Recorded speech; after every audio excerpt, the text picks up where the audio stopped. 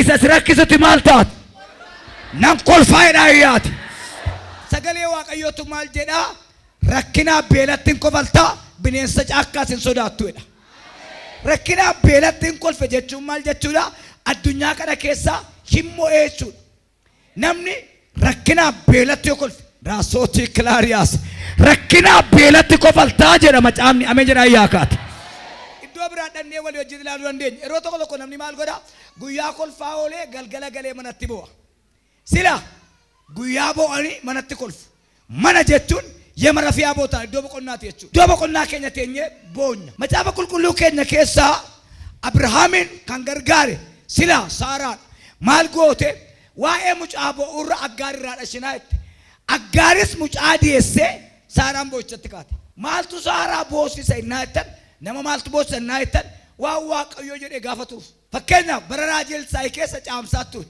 dhaqaati doomaa fidaayi akaafaa fidaayi bari bara beelaati qofforaay ergaasi qaba qofforattee kan dhufte milikitaan galtaa dhaqaa doomaa fidaa akaafaa fidaa kan bade bishaan doomaa akaafaa miti dhaqaa doomaa fidaa akaafaa fidaa lafa kana qofforaay sabni gogiin balleesse lafa qofforuutti ka'e erga isaan qofforanii warratanii biyyaa duumessi jiru kan duumessaa'u qilleensi jiru kan qilleensaa'u waaqayyoo garuu boollaqsi qottan kana bishaaniin hin guuta ergaasi qaba duumessi jiru yoo ta'e firri jiru yoo ta'e abbaan jiru yoo ta'e kasi gargaaru yoo ta'e isatti qoffarte ebbaan guuteera mul'ata dhabuun nama boosisu si'an mul'ata arguun nama boosisa akka mul'ata arguun nama boosisu alangaan nama boosisu mul'ata dhabuudhaaf namni hin boo gana eeggata waan ta'eef warri mul'ata argan rakkina keeru sababni isaa ciniinsifatan malee hin da'ani jireenya lafarraarra qonnaan qallaaliidha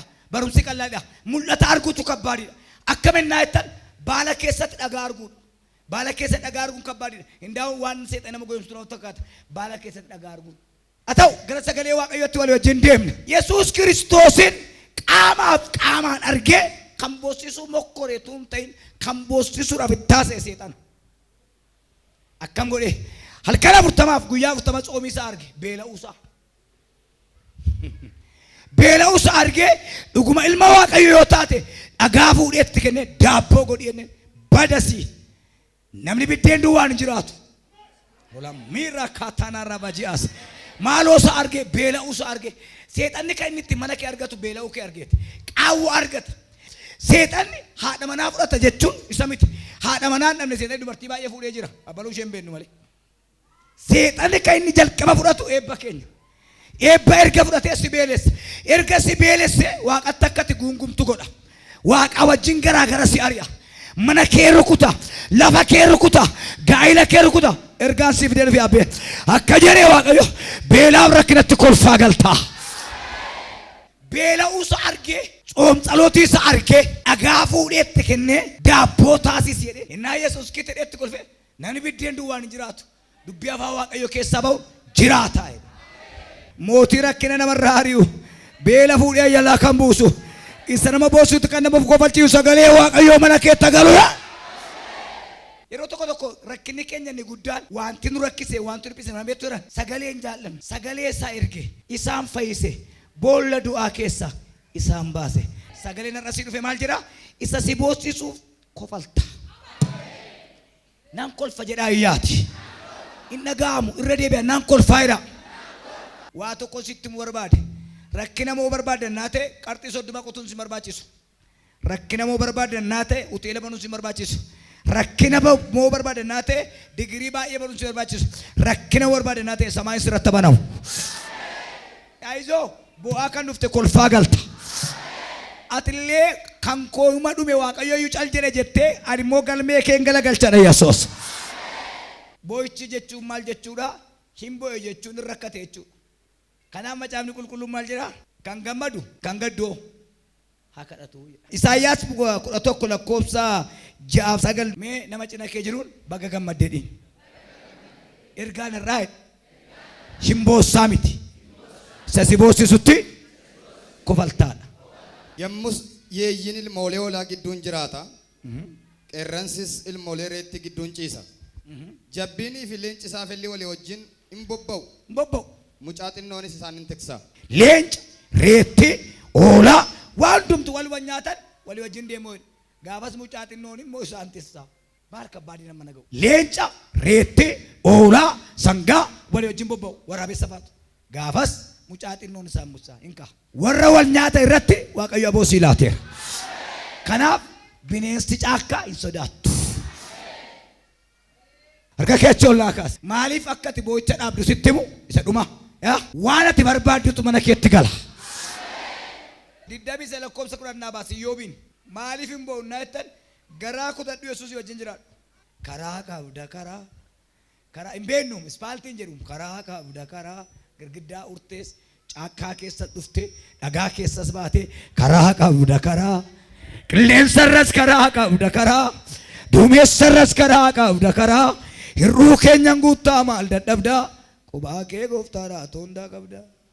Mee nama cina kee jiruun boo'ii Waaqayyo karaa qabaadhi.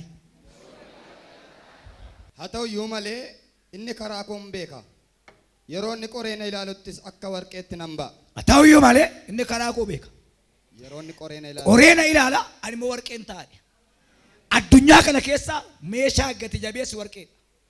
Maalii warqee ta'e beektaa? Isaat gabtoo sila waxxa. Abidda galee waan ba'eef. Qoramuun gaariidha.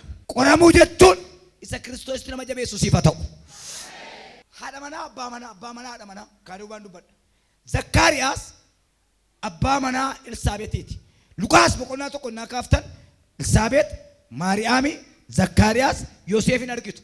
Waan miraakilii. Garbeeliin Waaqayyo biraa gaafa dhufu Zakkaariyaasitti dhaqee ergaa dubbate. Maa jedhee? Ilaame akka waan hin jirreetti hin jaanis irratti labsi kan baasan jarriin badu ati hin jiraatta. Fudhanne. Labsiis irratti ba'e labsiidhaan deebiseera. Innaan garbeeliin dhufee haati manaa kee Elsaabeetiin dhiyeessee jedheen. Zakkaariyaasiin kan gowwoomse gaafa ixaa tokko ba'e namni ixaan ba'ee fadagaadha waan ta'eef ixaa waan hin dhumne fakkaata. Ixaa lubummaatu ba'ee fi taraa iddoo aarsaa seera lubaa geggeessuuf kan saati. Ixaa baateef jiru garbeeliin dhufee otoo Zakkaariyaasiin haati manaa kee Elsaabeetiin hin dhiyeessennaan hin dhiyeessu.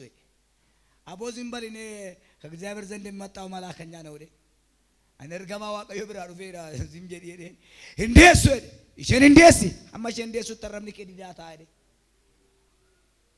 attennaas hin ilaalle Elsaabeetu xiksii tokko dubbate maa itte erga yeroon darbe Waaqayyo na yaadate jetteetu ceephoon irra ture narraa fageesse aannaatu boo'a aannaan waa lama laaltee boossi tokko Waaqayyotu maseena ishee godheedha.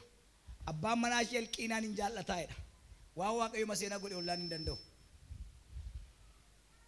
Innaa Waaqayyo booddeedhaan dhufee Haannaa hin boo'in maaf bara geriyoowwan maasotarraa laabadiyaa. Isa si boosisu ofirraa gattee mucaa ilmaa baattee galtaa. Kadhiyeetti nafuu dukkanaa'uun ifaa. Ni seenaa jiru Yesuus hin dhufa jedhi gadda dhiisiyaati. Hin dhufuun jedhin. Konkolaataan isaa sagalee hin qabu karaa dhufuun beektu silkiin dawwalu imeleen xaafu. Ishee dhuma abdiin kutatin inni si boosisu mo'ameera. Nama cina kee jiru abdiin kutatin jedhi. Inni si boosisu. Yoob mana Luqaas boqonnaa 7 ilmaa dhayyeessaa tokko jalaa du'eedha. Bo'aa deemti wayyoo. Tokkicha koo wayyoo itti. Utuu isaan iddoo awwaalaan hin gahin Yesuus kachadheetti dhufe. Daasaatii kilaadiyaas. Abbaatara namni qophaa'e. Utuu ati mana qorichaatti hin deebiin rifeerii kee baatteetu jirtu nama mana qorichaa ciibsitee dhiiftee dhufteetu ati hin galin Yesuus dhaqee rifeerii harkaa fuudheera. Namoota gidduudhaan naqee layinaatu haraarraa laata jechuun hin oofechuudha. Haadhaaf ho'ee hin boo'in jedhe. Raarraa laata. Maalim so'al nakkaa'um kawaalaa namatti ta'u dudduubarra dhufe hin boo'in jedhe. Inni hin boo'in jedhu kuni fira mucaatii laata. Eessuma isaatii laa durbii isaa laata gaafa jedhan zoor jettee laaltu tee Yesuusidha. Nama amantii nama ja'a galagaltee isa hin boo'in jedhu Yesuusin argita. Si'a tokko guddisaati yeroo hundumaa Waaqayyo gara kootiidha. Irra deebi'aa jedhaa iyyaati. sagalee keessan baasaa jedha hayyaati. Dhaqee warra reeffa baatanii lafa kaa'e. Haadharraa imimmaan kaa'e, jararraa reeffa kaa'e. Macaafni kun calluma jedha warri boolla qottu barii yaateetti.